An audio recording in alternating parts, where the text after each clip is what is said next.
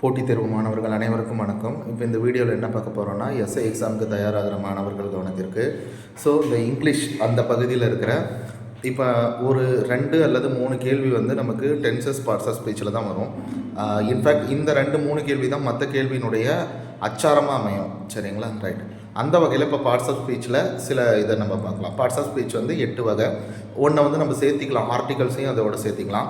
அப்போ அது என்னென்னு பார்த்தீங்கன்னா, noun, pronoun, verb, adverb, adjective, preposition, conjunction, interjection, அதுக்கப்புறம் ஆர்டிகல்ஸ் இதையும் சேர்த்திக்கலாம்.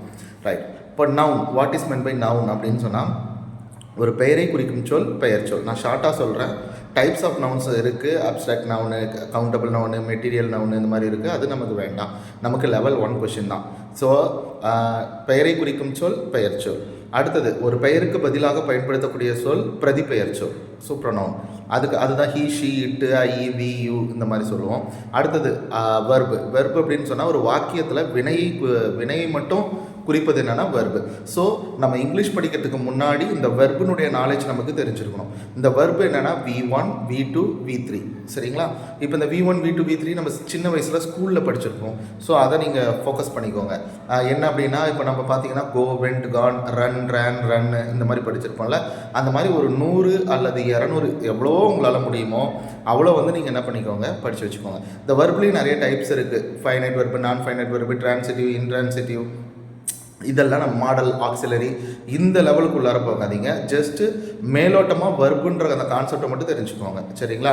இந்த வெர்புனுடைய ஃபார்ம்ஸ் எல்லாம் எப்படி யூஸ் ஆகுது அப்படின்னா, நமக்கு டென்சஸ்னுடைய 12 டைப்ஸ், அந்த 12 டைப்ஸில் தான் அது வந்து நம்ம அந்த ஃபார்ம்ஸில் வந்து படிக்கணும். ஸோ அதுக்கு முன்னாடி இந்த பார்ட்ஸ் ஆஃப் ஸ்பீச்சை பற்றி தெரிஞ்சுக்கோங்க. ஓகேங்களா? ஒரு வாக்கியத்தில் சப்ஜெக்டாக இருக்கிறது எதுன்னு பார்த்தீங்கன்னா நவுனு தான் அல்லது ப்ரொனவுனு. ஓகேயா?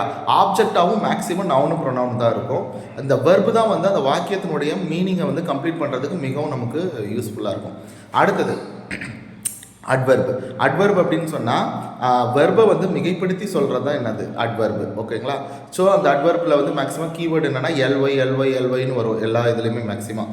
அடுத்தது அட்ஜெக்டிவ் அப்படின்னா நவுனையோ அல்லது ப்ரொனவுனையோ டிஸ்கிரைப் பண்ணி சொல்கிறது தான் அட்ஜெக்டிவ். ஓகேங்களா? விவரித்து, அவன் நல்லவன், அவள் அழகானவள், இந்த மாதிரி வந்து ஒருத்தரை பற்றி சொல்கிறது, சப்ஜெக்டை பற்றி பேசுகிறது தான் இது. அட்வெர்ப்னா ஆக்ஷனை பற்றி பேசுகிறது. சரிங்களா? சம்டைம்ஸ் அட்வெர்ப் வந்து இன்னொரு அட்வெர்பையும் டிஸ்கிரைப் பண்ணும், இன்னொரு அட்ஜெக்டிவையும் டிஸ்கிரைப் பண்ணும். அடுத்தது ப்ரிப்போசிஷன். ஆப்ஜெக்ட்டுக்கும் சப்ஜெக்ட்டுக்கும் உண்டான தொடர்பை பற்றி பேசுகிறது தான் என்னது ப்ரிப்போசிஷன். ஓகேங்களா? அடுத்தது கன்ஜங்ஷன், இணைப்பு சொல்னு சொல்லுவோம். அண்டு, பட்டு, இந்த மாதிரி எட்டு, ஸ்டில் இந்த மாதிரி வரும்.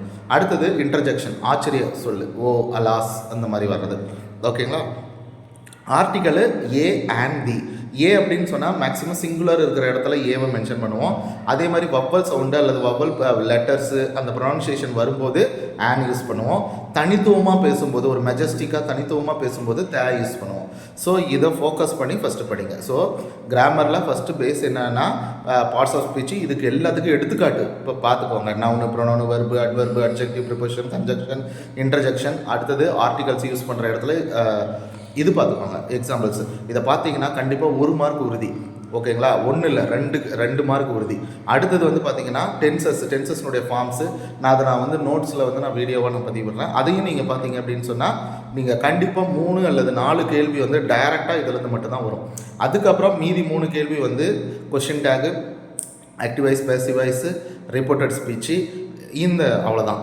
ஆர்டிகல்ஸு, அதுக்கப்புறம் எரர் ஸ்பாட்டிங், ஜம்பிள் சென்டென்ஸ் இந்த மாதிரி வரும். இது எல்லாத்துக்கும் இதுதான் பேஸாக நிற்கும். ஸோ இதை மட்டும் ஃபோக்கஸ் பண்ணிங்கன்னா கட்டாயம் 10 out of 10 வந்து அடிச்சிடலாம். இதுக்கு முன்னாடி வீடியோ போட்டிருக்கேன், அதையும் பாருங்கள்.